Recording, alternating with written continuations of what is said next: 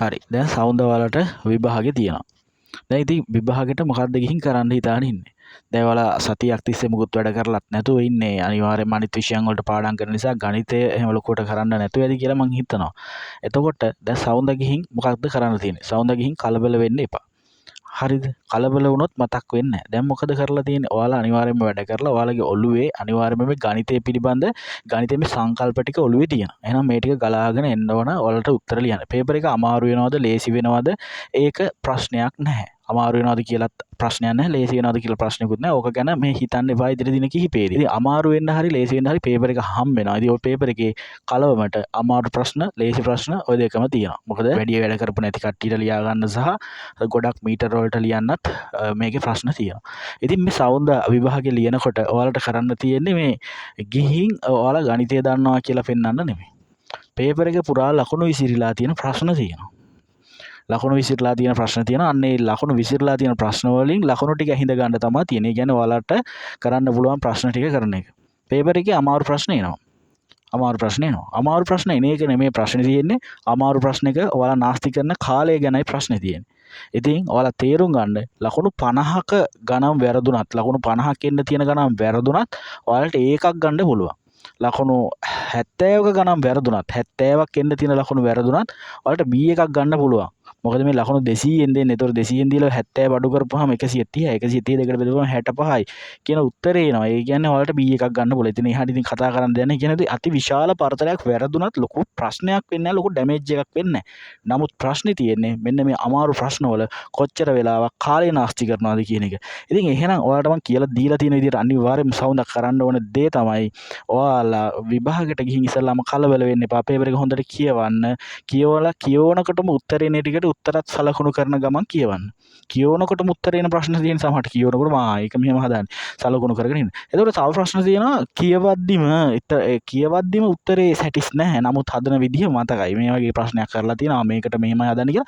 ඒක පිළිබඳ පොඩි නෝට් එකක් දාන්න. පොඩි නෝට් එකක් දාලා ඒක සැටිස් නැති නිසා ඒක කියවන්න නැතුව අනිවාර්යයෙන් විනාඩි 20ක් විතර අරන් කියවන්න දෙන විනාඩි 10යි. තව විනාඩි 10කුත් අමතර වැරන් මුළු පේපර් එකේටම අර කියවනකොටම උත්තරේන ප්‍රශ්න වලට උත්තර දෙන්න. අන්න ඊට පස්සේ මොකද වෙන්නේ? ඔයාලගේ ඔළුව ඇතුළට මොලේට යනවා මේ ප්‍රශ්න පත්‍රය පිළිබඳ අවබෝධය. මේ ප්‍රශ්න පත්‍රයේ මොන වගේ ප්‍රශ්නද අහලා තියෙන්නේ කියලා ඔයාලගේ ඔළුවට යනවා. එතකොට ඔයාලට ඒක කරගන්න ලේසි වෙනවා. හරි. ඉතින් ඔන්න ওই ටික තමයි සවුන්ද ගිහින් කරන්න ඕන.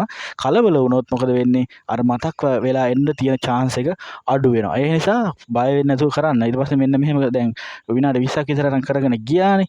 ගියා නම් දැන් දෙවෙනි සැරේ යන්න කරගෙන යනවා. හොඳට තදට ටිකක් කරගෙන යනවා. ලකුණු ටික තමයි හින්දිනේ. ප්‍රශ්න ඉවර කරනවද? නැහැ. ප්‍රශ්න ඉවර කරන්නේ නැහැ. හරිද?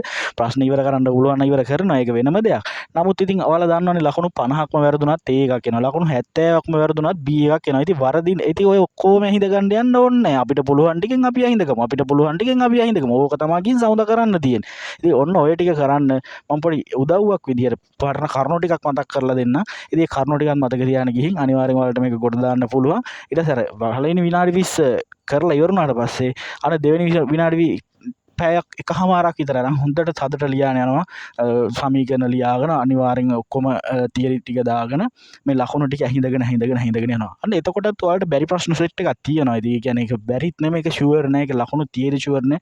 සහ ලොකු දඩ බෙදීම් මෙහෙම ආවම ඉතින් ඔකට කාලේ නාස්ති කරන්න වෙලාවක් නැහැ. සහ කාලේ නාස්ති කරලා ඒකේ උත්තරේ එයිද කියන එක ප්‍රශ්නයක් තියෙනවා. ඒ නිසා ඒ ටික ඇරලා කරගෙන යන්න. එතකොට ලකුණු ටික තමයි හින්දින්න ඕනේ. හොඳට මතක තියාගන්න ඕන ඕක නම්. ලකුණු ටික තමයි හින්දින්න ඕනේ. ප්‍රශ්නයක් ඇරියත් අරින්න එපා. ගෙඩි පිටින් අරින්න එපා. ඒකේ මොනවා හරි ලියලා අරින්න. උදාහරණයක් විදිහට මම කියනවා ඔයාලට ලඝු ප්‍රශ්නේ ලඝු අර පරිමාදාරිතා ප්‍රශ්නෙත් එක්ක එන ලඝු ගාන තියෙන්නේ. ඔය ලඝු ගාන ඔයාලට නිකන් වෙන්න තේරෙන්නේ නැති වර්ගමූල දාලා වර්ග දාලා එහෙම එනවා නිකන් බය හිතන විදිහට. දැන් ඕක කෙඩි පිටින් අරිනවද? ඕක කොහොම අරින්න එපා. ඔයාලා දන්නවා අනිවාර්යෙන් ලඝු වලදී මොකද්ද කරන්න තියෙන්නේ? ගුණ කිරීමක් විදිහට එකතු කිරීමක්. ගුණ කිරීමක් වෙනුවට එකතු කිරීමක් දාන්න තියෙන. එකතු බෙදීමක් වෙනකොට අඩු කිරීමක් දාන්න තියෙන. එහෙනම් ලඝු කියලා දාලා ගුණ කිරීමක් දාලා එකතු කිරීම දාලා ලඝු කියලා දාලා ගුණ කිරීම වෙනුවට එකතු කිරීම දාලා අර තියෙන එකම කඩන්න. ඒ ඇස්සේදී වර්ගමූලයක් තිබ්බොත් ඒ වෙනුවට දෙකෙන් එකේ වෙනි දර්ශකය දානවා. වර්ගයක් තිබ්බොත් දෙකේ බලයක් බලයක් දානවා. ඊට පස්සේ ඒවා ඉස්සරහට දානවා. අන්න ඒ විදිහට කඩලා ලඝු පොතෙන් ලඝු බලන තැනට එනකන් ඔයාලට කරන්න පුළුවන්. ඕනේ අමාරු ලඝු ගානක ඔය ලඝු පොතෙන් ලඝු බලන තැනට එනකන් කරන්න පුළුවන්. අනිත් ටිකත් පුළුවන්. මං කියන්නේ මං දැන් මේ අවස්ථාවේ හැටියට මොන දෙන විදිහ. ඒ වෙලේ පැටලුනොත් බය වුණොත් මොකද්ද කරන්නේ? ඉතින් ඔන්න ඔය විදිහට ලඝු වලට කඩලා ඉවරලා ඒක එතනින් අවසන් කරන්න. ඔය විදිහට ඔයාලා මං මෙතනින් කියන්න උත්සාහ කරේ මොනවා හරි ප්‍රශ්නයක් අමාරුයි අත්හරින්න යනවා නම් ඒ කියන්නේ ඔයාලා ප්‍රශ්න 12ක් අහනවා ඔයාලා 10කට උත්තර ලියන්න ඕන. ඔයාලා මොනවද අත්හරින්නේ කියන එක ඒ අත්හරින්න ප්‍රශ්නේ මොනවද ලියන්න යන්න එපා. ඒ කියන්නේ ඔයාලා ලියන්න ඉන්න ප්‍රශ්නයක කොටසක් යම් විදිහකින් අත්හරින්න යනවා නම් මතක තියාගන්න රෝමිලක්කම ලියලා නිකන් ගෙඩි පිටින් අත්හරින්න එපා.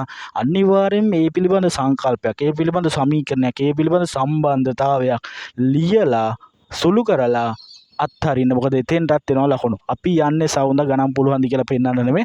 අනිවාර්යයෙන්ම ගණන් වලට ලකුණු ඇහිඳ ගන්න යන්නේ. ලකුණු ඇහිඳ ගන්න යන්නේ. ඒතර ලකුණු ඇහිඳීම තමයි වලට තියෙන්නේ. සමහර ප්‍රශ්නක පළවෙනි කොටස අමාරු ලේසි, දෙවෙනි කොටස ලේසි, තුන්වෙනි කොටස වාගේ අමාරු. ඊට පස්සේ වල එතනින්ම අත්හැරියොත් එහෙම ඒකේ පස්වෙනි කොටස අහලා තියෙන්න පුළුවන්. ඒකට අදාළවත් නැති වෙනම මාතෘකාවකින්. සමහරට ඒකේ ගාන ලේසි වෙන්නත් පුළුවන්. ඒ නිසා මුළු ප්‍රශ්නයම කියවීම වැදගත්. ඊට පස්සේ ලකුණු ටික ඇහිඳ ගැනීම වැදගත්. ප්‍රශ්නයක් ඉවර කිරීම වැදගත් නැහැ. නමුත් ඉවර කරන්න පුළුවන් නම් හොඳයි.